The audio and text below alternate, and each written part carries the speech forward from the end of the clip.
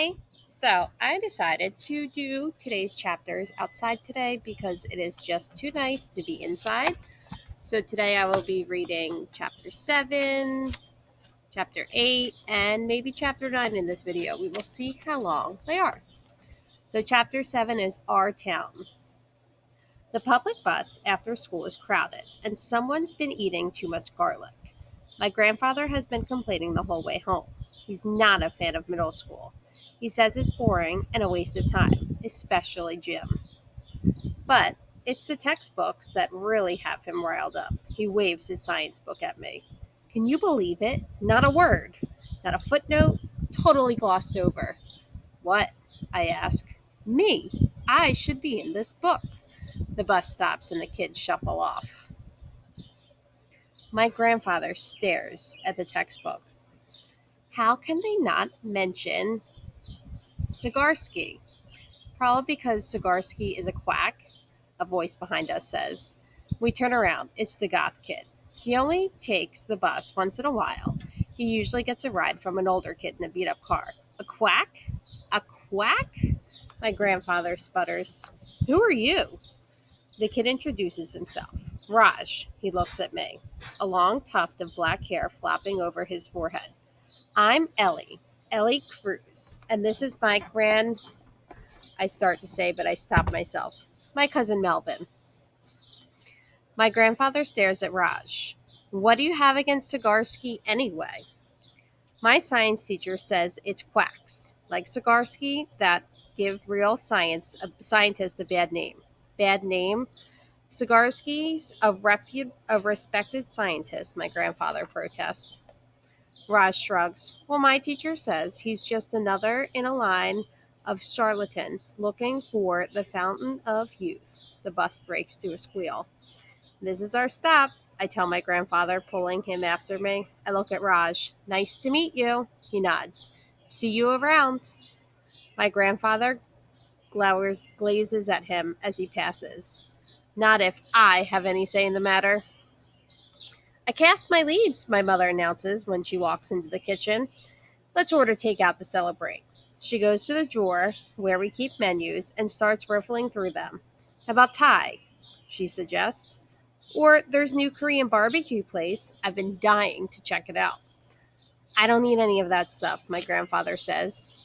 If you tried it, you might like it. A belligerent look crosses his face. I don't want to try it. I like Chinese food. It's reliable. You can walk into any Chinese restaurant and know what you're getting. All this talk of Chinese food is making me hungry.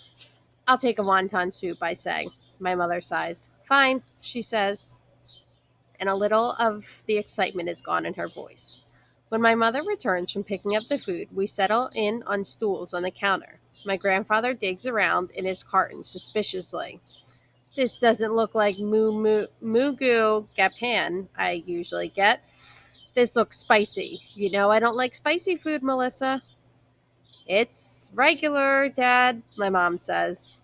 My grandfather takes a bite, delivers the verdict. It's not spicy, he says.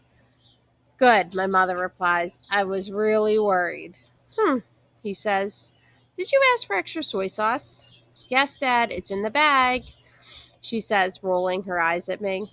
Well, in other news, the kids I cast as Emily and George are amazing. My grandfather's head snaps up.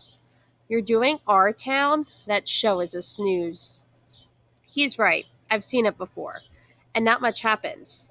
It's basically about these people who live in a small town called Grover's Corners. My mom likes to stage it because it has a big cast, so a lot of kids can get a part.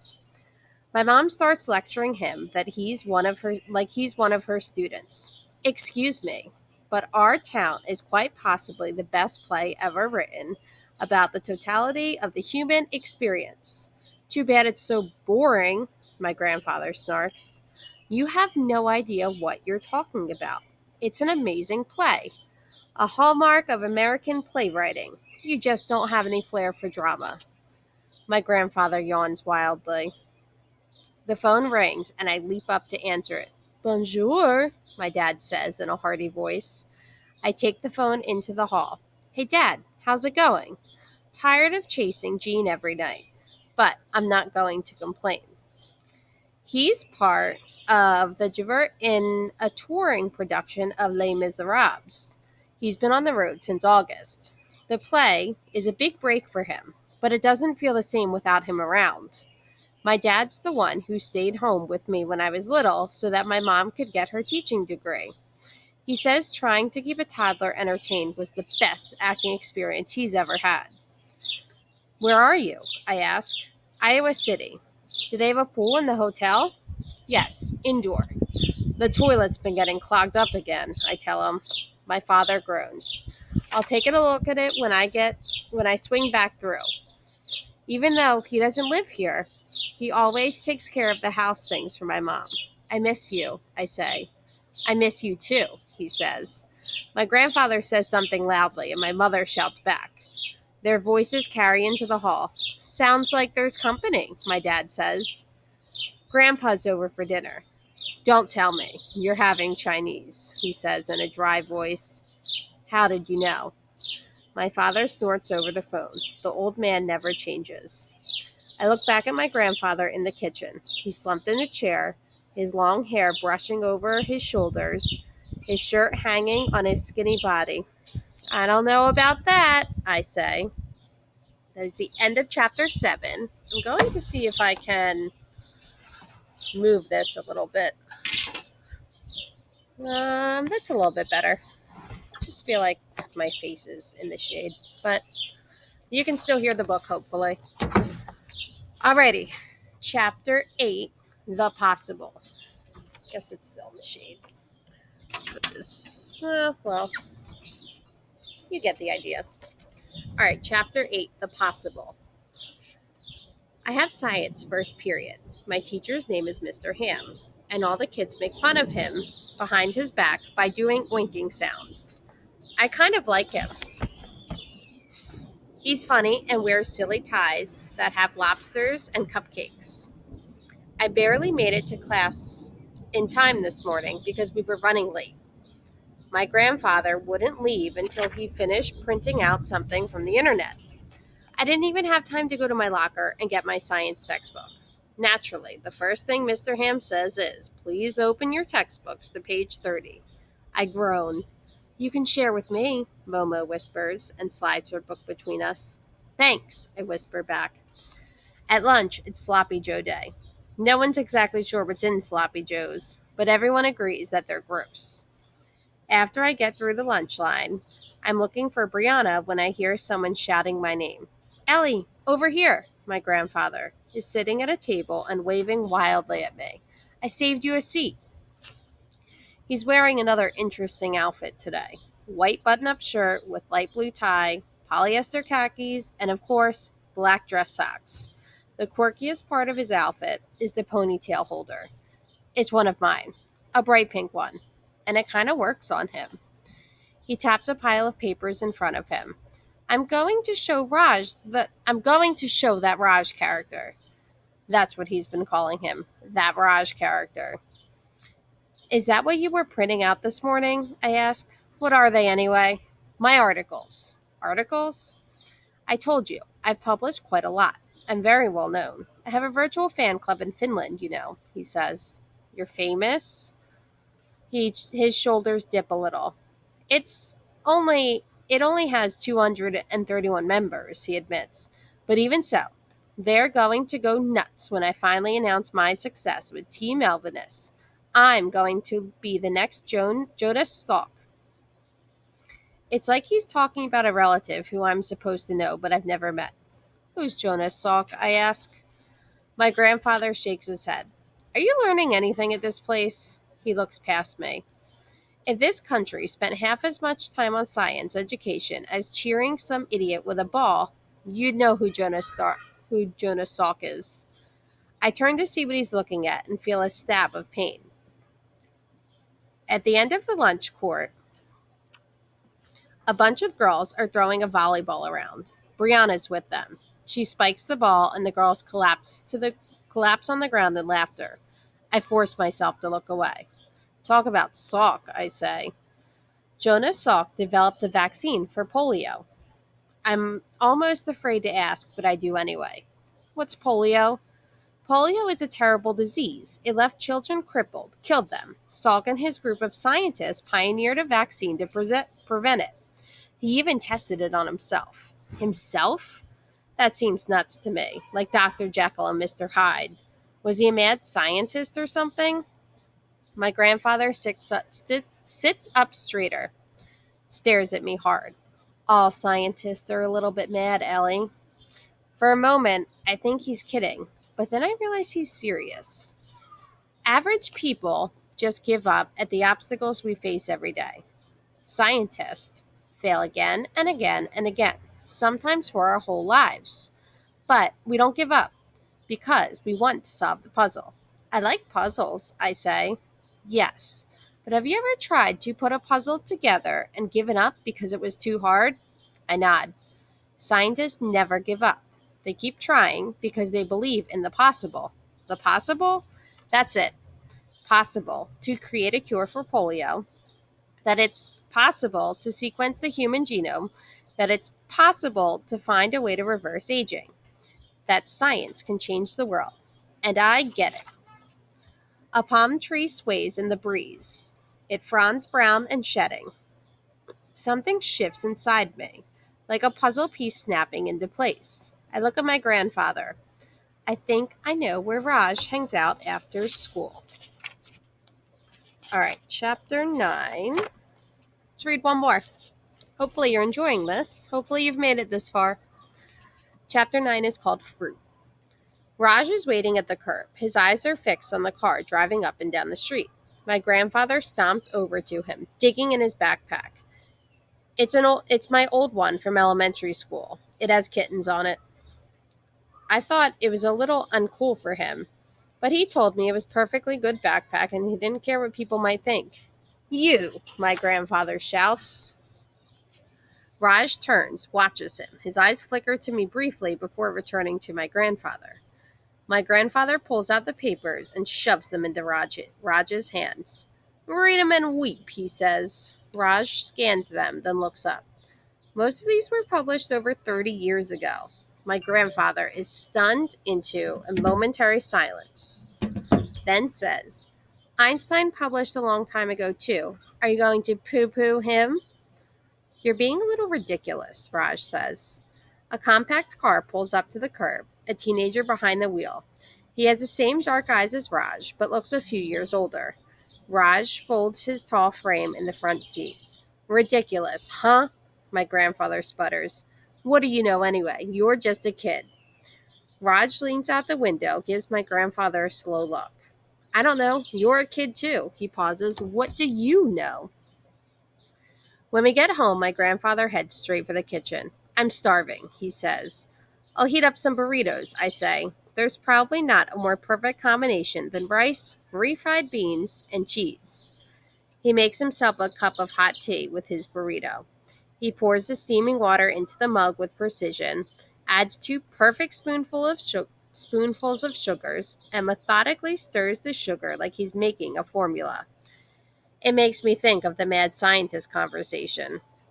I liked what you talked about at lunch, I confess, about science. But how do you start? He looks up from his tea. What do you mean? In a puzzle, I always begin with a straight edge piece. If you wanted to cure polio or anything, where do you even start?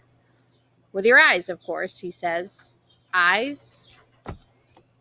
He looks at the bowl of fruit on the counter. For example, that bowl of fruit. What do you see? It's a battered wooden bowl. There are a few apples, a banana, some pears, and a mango. I'm pretty sure my mom got the mango on sale because she doesn't usually buy them otherwise. A bowl of fruit? I say. Is the fruit alive or dead? He probes. I look at it more closely. The apples are red and shiny, and the banana doesn't have any bruises. Alive? He picks up an apple, turning it. Is it, though? Is it attached to a root system? Is it ingesting nutrients? Water? Those are signs of life. I guess not, I say. He waves the apple at me. It actually begins dying the minute you pick it. Then he goes to the counter and takes a knife from the butcher block. He slices into the apple, exposing a neat row of dark brown seeds. Now, he says, touching them with the tip of a knife, what about these? Dead, I guess? This is trickier. They're dormant, waiting. Bury them in the soil, give them water, sunlight, and they'll grow. In a way, they're immortal. And they were inside the apple all along. I'm kind of blown away. I thought science was all experiments and laboratories, I admit. My grandfather shakes his head. The most powerful tools of the scientist is observation. Galileo, the father of modern science, observed that Jupiter had moons orbiting it, proving that the Earth was not the center of everything. His observations forced people to think differently about their place in the universe. Then he looks around and says, "But now that you've mentioned it, I'm going to need a laboratory." For what? For analyzing T. melvinus. We get it when we get it back, of course, he says, like it's obvious. I need to replicate my results if I'm going to publish. I think for a minute. Our house isn't exactly huge. What about the garage? I suggest. We go out to the garage and my grandfather does a slow tour. One half is clear for my mom's car, but the other side is stacked with boxes of props from her shows over the years. There's an old workbench that my dad's, our bikes, and a freezer. My mom likes to stock up on frozen food before she goes into production of a show. My grandfather rubs a non-existent beard on his chin. Electricity. Decent lighting. It's not climate controlled, but it could be worse. At least I'm not in the desert. At least I'm not in the desert like Oppenheimer. I just look at him. Robert Oppenheimer, World War II. We haven't gotten that far in history, I explain. We're still at ancient Greece. Robert Oppenheimer was a brilliant physicist. He ran the Manhattan Project, which developed the atomic bomb. Oppenheimer tested the atomic bomb in the middle of the desert in New Mexico. Wow, I say. He looks around. Well, no time like the present. Let's get this place organized. My grandfather wants to set up the lab around the main electrical outlets, and that means shifting all the prop boxes out of the way. It takes us the better part of 2 days to move everything. There's a box of clip lights, and he arranges them around the workbench. The garage door suddenly rolls open, and my mother's car is there. But she can't pull it into the garage because of the boxes. She kills the engine and walks into the garage. What are you doing? She demands. We're setting up a lab, I tell her. Here, in the garage. So I can continue my research, my grandfather explains. Where am I supposed to park my car? She asks. Outside, I suggest. I don't think so, she says. My grandfather stares at her. You're standing in the way of a scientific discovery. I'm standing in the way of birds pooping on my car. Takes the rest of the afternoon to put everything back. And that is the end of chapter 9. I hope that you guys are enjoying this book. If you are, just send me a private message on one of your assignments because I'm not sure who's watching this. I'm not sure how many of you are watching this. And I'm not sure if you guys want me to keep going.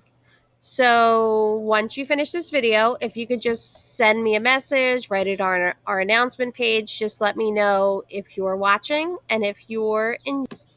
Sorry, I paused it. And I'll see you next time. I hope you guys are enjoying the beautiful weather that you're having on Tuesday. I'll probably be posting this on Wednesday. But keep getting outside, keep enjoying the fresh air, and keep on reading. Where's my stuff? All right. Bye.